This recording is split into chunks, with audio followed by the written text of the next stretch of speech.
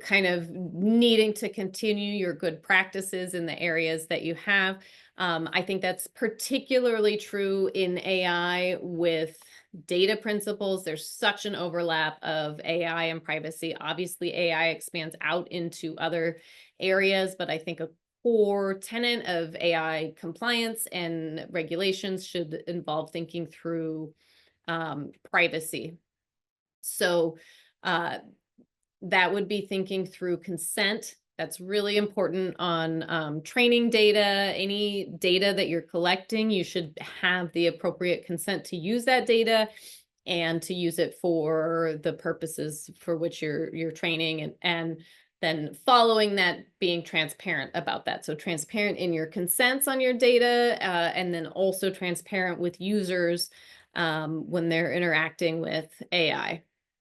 Similarly to transparency is this issue, this concept of true statements and making sure that what you're saying about your AI is true.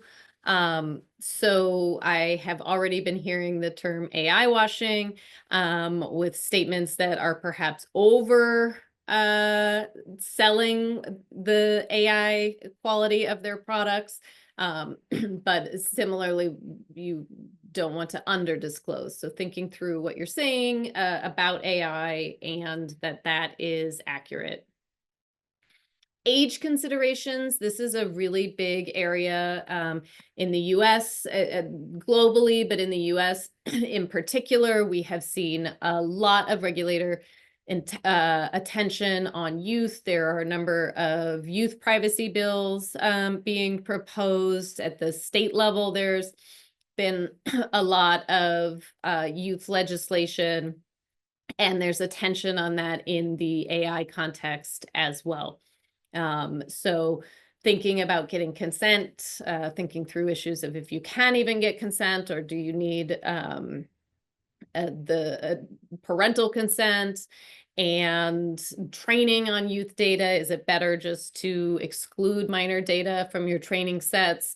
But just really important to kind of think these through, particularly for training data, since it's such these huge sets, it can be really difficult to kind of weed through and think about all the types of data that you have.